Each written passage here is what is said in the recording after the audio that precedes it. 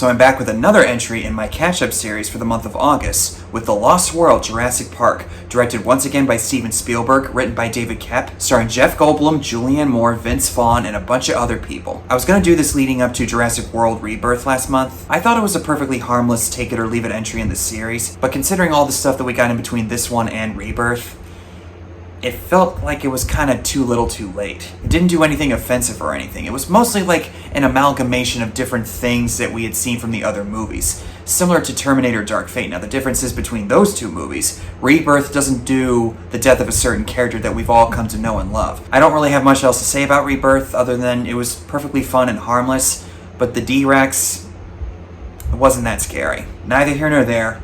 Let's talk about Lost World. I still maintain that not only is it underrated, but it's the best sequel in the entire Jurassic Park franchise post-1993. Like with many in my generation, I grew up with this movie and thought it was really good, or actually, I would go as far as to say that I thought it was great. But of course, as I got older and I got into the YouTube side of things, the consensus I realized was much different than I anticipated. So I had a chance to rewatch it a few nights ago for the first time in I don't even remember how long. I'd say it's a really good movie, but I totally understand some of the problems people have with it. And there's a couple moments throughout the movie that either leave me scratching my head or just make me flat out go like this. And the villainous character who we'll talk about, the nephew of John Hammond, I don't really think I needed him in there, but I understand the reason for him to be in there as it relates to the themes of Jurassic Park and the entire franchise. And from what one of you guys have told me, the fandom by and large has come around to this one. To really sum it up, and I'll reiterate this as we get to the end of the review, at the end of the day, when you compare it to the rest of the sequels in the franchise, it's probably the best out of all of them. And I think seeing how things have panned out, people have started to warm up to this. And I saw an article on Screen Rant some time ago where they called this movie underrated, and I immediately went, yes! Yes! And I realize that some of you guys may not like Lost World, and I totally respect that. But if you're willing to hear me out, I'll argue in its favor. To the best of my ability, anyway. With spoilers and all, let's get into it. Like I said, The Lost World was a really big staple in my childhood viewing experience for entertainment. I even had some of the toys, including the trailer that gets pushed over the cliff by the T-Rexes. And every once in a while, this commercial jingle still plays in my head. The Lost World Jurassic Park. You can look for the mark of Jurassic Park. Figures and vehicles each sold separately. Naturally, there was going to be a sequel due to the success of the original film. Steven Spielberg returned to the director's chair, which is not something that he usually does. The last time he did that prior to this, Temple of Doom and The Last Crusade, and even after that with Crystal Skull. And similar to Temple of Doom, he went out of his way to make a movie very different from its predecessor, and I would say a little more darker and violent than the first one, heck, even compared to the rest of the entries in the series that came afterwards. But I also think it still honors the themes of the original film, of man versus nature, not to mess with it, and if you do, it'll come back to bite you even harder. The other films have managed to touch on this in their own ways. This is probably the best film to handle those thematic elements. John Hammond has realized the error of his ways and has stepped down from the head of the company engine. Now his nephew has taken over. John Hammond, with Richard Attenborough returning as the character, goes out of his way to try to rectify some of the damage that was done. While it's definitely not the same type of mistakes that he made the first time around, Ian Malcolm is still not happy about what's happening. So you have another island with dinosaurs, no fences this time, and you want to send a few people, a very few people, on the ground. Okay, and who are these four lunatics that you're trying to con into this? But what I really like about Ian Malcolm in this situation that I didn't pick up on when I was a kid, something I wish the film delved deeper into, due to his experiences on Isla Nublar. Some people believe him and some people don't. And InGen, who's now being run by John Hammond's nephew, is trying to cover up what happened. We see that in the opening on the subway when that one random passenger comes up to him and tells him that he believes him, and the argument that Ian Malcolm gets into with John Hammond's nephew, with the two kids, played by Joe Mazzello and Ariana Richards once again, making a brief appearance for that one scene only, but I mean, I guess it's a way to get people's attention to come back to this movie.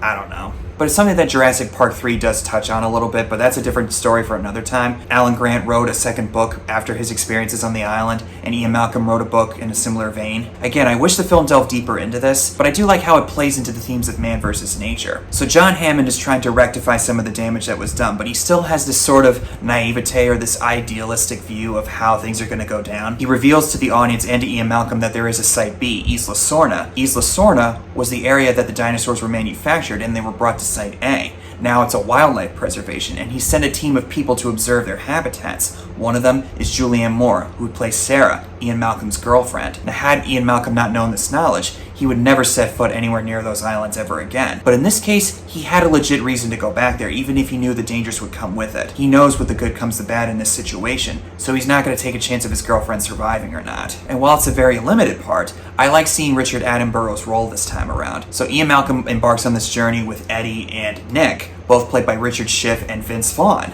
Yes, Vince Vaughn himself, before he was known as the comedy guy from Wedding Crashers, Old School, and a bunch of other movies that people are really big fans of. And it's here we're also introduced to Ian Malcolm's daughter, Kelly, played by Vanessa Lee Chester. Besides this, the only other thing I recognize her from was Harriet the Spy, where she plays Harriet's best friend. He tries to talk her out of going on the trip, but she sneaks aboard anyway without his knowledge, and then they make their way to the island where they run into Sarah, not before running into a herd of stegosauruses. And while the CGI doesn't really hold up as much now, the awe and wonder that's portrayed with these dinosaurs is still maintained, and that's a really big help with John Williams' music, which throughout this entire film is never a disappointment. Even if you don't like this movie, you can't argue against John Williams. If you do, you have lost. And I like that it's not simply a recreation of the Brachiosaurus scene. It's done differently, but it still has that awe and amazement that comes with seeing these dinosaurs. Like with any movie, no matter the quality, your audience's reactions should match those of the characters. Yeah, ooh, that's how it always starts. Then later there's running and screaming. But it's here when we run into Sarah, played by Julianne Moore, who's taking pictures of these stegosauruses and gets a close-up with the baby stegosaurus, which is an animatronic. And even for 1997, after all this time, it still looks great. I actually like Julianne Moore in this one. She's very self-sufficient. She doesn't need to rely on Ian Malcolm for help. I like that we get a sense of the relationship between the two, that he's not always there for her in the ways that she needs him to be. How she does appreciate him coming to her rescue, but in all these other instances with her personal life and his personal life, it's not the same. I'll be back in 5 or 6 days. No, you'll be back in 5 or 6 pieces. But what I also like about Sarah is that in certain moments when it requires it, she does get scared. She's not putting on this big bravado like nothing ever affects her. She's kind of more like Indiana Jones in one specific way. She's barely scraping away by the skin of her teeth. Then we see the arrival of InGen as they're trying to hunt the dinosaurs down, with John Hammond's nephew leading the search, and his cohort is Roland, who's basically the Captain Ahab of the story, who wants to have the capture of a T-Rex to bring to the mainland. Pete Postlewaite, who unfortunately passed away over a decade ago, I actually really like in this one. He's a very no-nonsense type of guy. He knows what he wants, and he's not afraid to call a spade a spade. Little spiel he gives to John Hammond's nephew, I'm amazed that he still managed to remember all those lines. Also part of that group is Peter Stormare, who you might know from movies like Fargo, Armageddon, and The Big Lebowski, and even Bad Boys 2. He's a fun presence to have around, and unfortunately his hubris leads him to being killed by the compies. Not exactly a great way to go. But this whole sequence where they're chasing after the dinosaurs and capturing them like the Parasaurolophus or the Pachycephalosaurus, seeing all these tracking shots like the one guy on the motorcycle going underneath the Brontosaurus, and you hear that sound it makes and John Hammond's nephew's going, what the hell? On my end anyway, it gives me this sense of thrill and excitement. Also, I have to mention this part.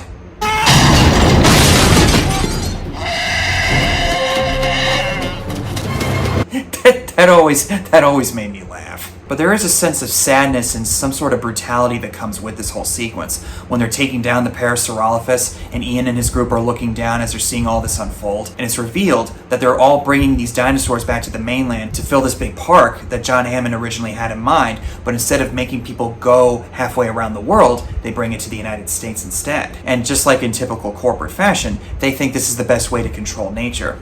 Of course, inevitably that comes back to bite them when Sarah and Nick set the animals free. But Roland and his friend Ajay, or RJ, I'm not sure how to say his name, they find the T-Rex nest with the baby Rex in there, and they capture it and break its leg in order to lure its parents into their trap. But during all the chaos of the animals breaking loose, Nick manages to save the baby and brings it back to the trailer. That sets off a chain of events that carries out through the rest of the story. Even rewatching this last night, hearing the roar of the T-Rex makes my heart drop.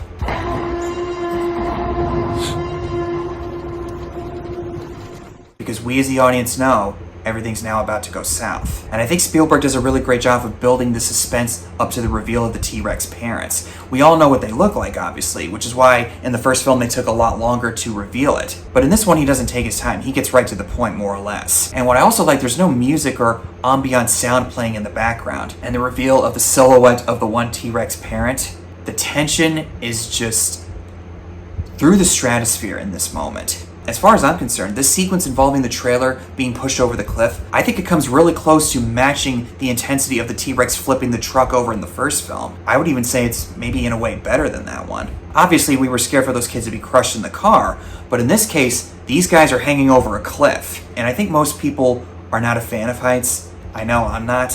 Which is completely evident when Sarah lands on that glass window and tries to push herself away, but then the glass starts to crack. I don't see a lot of people talking about that, but Spielberg directs that moment with a certain sense of visceral suspense and intensity. Not only that, he has this one tracking shot where we see Eddie taking the cable from his truck, and he crawls through the trailer as the camera follows him through the trailer as he hands the rope down to those three guys. And everything from Eddie trying to get the trailer back onto the top of the cliff, I almost found myself chewing my fingernails right down to the knuckle. Increase your rate of climb. And the moment I hear the footsteps of the T-Rex parents coming back, yeah, I've watched this movie many times, but I still get really depressed because you know that Eddie's done for. He is the unsung hero of this movie. No question about it. That being said, Mr. Sunday Movies pointed this out. There's no way those three would be able to hang onto that rope for that long, especially when it's soaking wet from the rain. Sorry guys, sorry, but when I heard him point it out, I went, dude! But they're discovered by Roland's group and rescued, and they determine that the T-Rexes are going to mark the territory because of what happened to their baby, so they have to make their way to the control center to radio for help. So they make their way to the control center, but on one of their stops that they take, Peter Stormare's character is ambushed by compies. Pretty gruesome way to go. I don't know how exactly they would kill this guy. Maybe it's from the blood loss or they just poked the wrong thing on the body. I don't know. Compsognathus. Whew, it's a big name for little guys. Yeah, they'd swarm you. Did you see that in a movie too? Actually, yeah. But a different one. See, there's a sequel. It wasn't as good. But just knowing that he couldn't find his way back and that other guy he was calling for had his headphones on, not a desirable fate. I mean, no gruesome death in this movie or in the rest of the series is a desirable fate, but I think that this comes close to being just as horrifying as being hunted by a raptor. But later on during the night when everybody's asleep, Sarah hears these rumbling footsteps coming, and she realizes that the T-Rex had discovered them. The part where the T-Rex pokes his or her head through that tent, and Sarah is just trying to stay really still and not make any sudden moves and trying to keep Kelly from losing her cool. On every viewing, I am literally shaking. Inevitably, the group sees what's happening and they all take off, and both T-Rexes chase after them, but Roland gets the drop on the father while the mother chases down the rest of the group into the waterfall. And that subject matter expert, who I really like, has a snake sleek into his shirt, and he freaks out, and even now I say, dude, don't move, don't move, don't move! But then follows one of the most eerie scenes in the series, the tall grass scene. Because as it was alluded to earlier, when Roland and his group rescue Ian Malcolm and his friends, not only do they have to worry about the threat of the T-Rex, they also have to worry about the velociraptors surrounding the control center. As they're running through the grass out of fear of what's happening behind them, velociraptors' heads pop up out of the grass, and then we get that really awesome shot from above as the raptors are closing in on the group and they have no idea what's right behind them. And seeing every member of the group one at a time getting sucked into the grass with the tail flopping around, an obvious callback to Steven Spielberg's Jaws, but it's so frightening. And Ian and his friends are following a little far behind that group. They find RJ's bag, and then they hear the sounds from afar, and then there's also another sound of a velociraptor nearby. Watch Ian Malcolm's response as they're hearing all these sounds. Up until now, he never saw a velociraptor with his own eyes, but he heard all the sounds. He knows how lethal and deadly these things are. They're able to make their way to the control center, where Nick calls for help and is able to get a hold of someone who can send help. Now, on the note of Vince Vaughn, I don't really have much to say about his character in here, other than that he's good. And when you compare it to how Vince Vaughn is in the rest of his career, it is kind of refreshing to see him in somewhat of a normal light, where he plays a normal guy. But I also think it's a credit to Vince Vaughn. He has more capability to him than just being the funny guy. If you doubt me on this one, watch him in Hacksaw Ridge. As far as Vanessa Lee Chester, who plays Kelly, Spielberg once again continues to show how good he is at working with children in film, and she's not annoying in this one, and some people might find her just kind of useless, or she's just kind of standing there being afraid of the dinosaurs. Look, everybody's going to have their own reaction to a dangerous situation, so I don't blame her for being scared of these things. But I do like how she uses her gymnastics abilities to fight off that one raptor. Now, a lot of people have said that moment's really dumb. Like, I remember begging them to let me fall. Like, I was like, I don't need any, like, stunt gear. Just let me do it. I fall all the time. Just let me do it. I'm 13. There's the half of the people who are like, this would never happen in the real world. And it's like, well, that's why we're in Jurassic Park. When's the last time you saw a raptor running down the street? It's not real. But there are also fans who have been like, do you realize that Kelly is the only person who has ever killed a dinosaur without an actual weapon? And I was like, wait, what? I'm today years old now figuring that out. So I stand by it. I think it's so badass. I love it, and I would do it again. The school cut you from the team? Now, I made a few comparisons to the original film, but I honestly think this is my favorite sequence involving the raptors. As much as I love that kitchen scene, this, I think, is a lot more fun, because you have 3 raptors and you got 2 separate groups of people. Ian is fending off that one, while Sarah and Kelly are trying to evade the other 2. And as for Sarah managing to get out of that situation where the 2 raptors inevitably fight each other, one manages to land on a roof in front of her, while the other one's down below trying to get her. And she smartly uses the tiles to cause the one on the roof to slide down on top of that one raptor, inevitably causing the 2 to go at each other. She's not perfect, but she manages to use her head in order to figure out how to get the raptors away from her. And then when they're too busy fighting each other, when she could possibly get sucked into the middle of that fight, with sheer dumb luck and the skin of her teeth, she manages to get out of it unharmed, relatively speaking. In fact, that one raptor that Kelly knocked over was impaled, and these 2 are going to rip each other to shreds.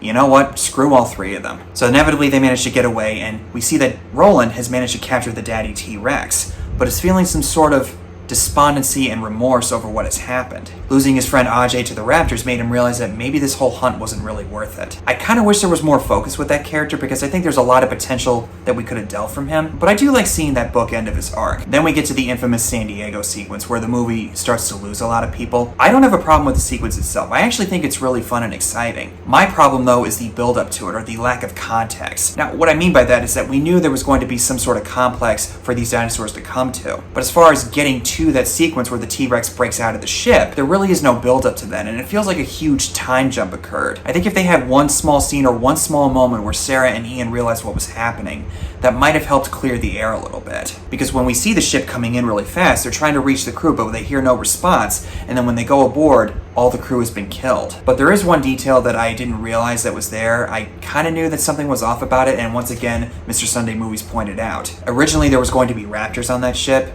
which is why some of the crew on the bridge of the ship were killed. But if you had raptors on that ship, you would have had to deal with that problem as well. So they wrote that out of the movie, and I guess that was part of the book. I don't know. But inevitably, the T-Rex breaks out, going on a rampage to find its baby. And it's fully loaded on some sort of drugs that they use to tranquilize in order to keep it subdued. But then one little too much of a dose caused it to go fully insane. And since it wants to protect its baby,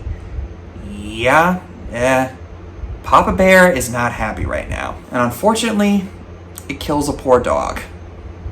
Steven! Dude!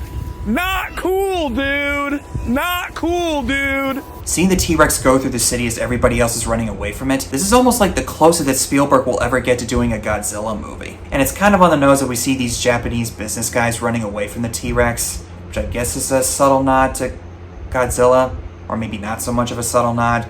Who knows? And just like with other moments, this movie does not hold back on the violence when this one random guy tries to get inside and the T-Rex sees him, and the rest of it as follows. Just hearing his screams and cries. Poor guy. It's almost like Spielberg was somewhat dipping his toe back into the violence as entertainment pool, but then he quickly realized, no, let's not go there again. Probably still traumatized by the response of Temple of Doom, but I don't know, I'm just speculating on that one. And one of you guys pointed this out to me. This film came out a year before Saving Private Ryan. Maybe this was Spielberg preparing for the violence he was going to use there. He's no stranger to violent content, but I guess you could say this is sort of a test run for the violent content he was going to use the following year. Oh yeah, and the T-Rex not only causes a bus to crash into a blockbuster, he takes a bite out of a traffic light.